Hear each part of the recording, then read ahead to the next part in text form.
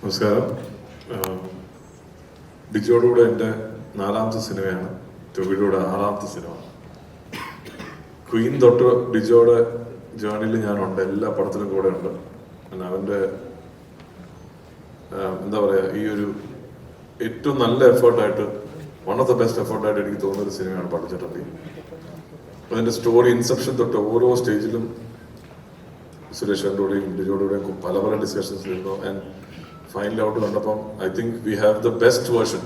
ഈ സ്ക്രിപ്റ്റിലുള്ള ഏറ്റവും നല്ലൊരു വേർഷൻ ഔട്ടാണ് ഇപ്പോൾ ഉള്ളത്. അതിൽ ടൊവിയും ബാക്കി എല്ലാവരും എടുത്ത എഫേർട്ടൊന്നും പറയാനില്ല. അത് നിങ്ങൾ കാണുമ്പോൾ മനസ്സിലാവും.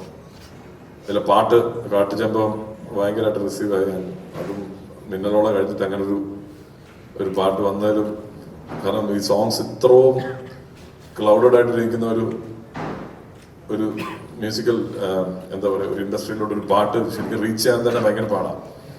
അപ്പോൾ we stuck to the roots. ആ കാലഘട്ടത്തിനും ആ സിനിമയ്ക്കും ആവശ്യമായ ലിറിക്സും ഈണമൊക്കെ ഒത്തു വന്നു. ആൻഡ് ടോവിയോട് എന്തോ ഒരു കൈൻഡ് ഓഫ് ഒരു സിങ്കും മാജിക്കും ഉണ്ട്. Because all the songs have been working. And എന്താ പറയുക, എല്ലാവരെയും പോലെ ഞാനും വളരെ ആകാംക്ഷയോടെ കാത്തിരിക്കുന്നു. വിഷുവിന് നിങ്ങൾക്ക് എൻജോയ് ചെയ്യാൻ പറ്റുന്ന ഒരു സിനിമയായി മാറട്ടെ. Thank you.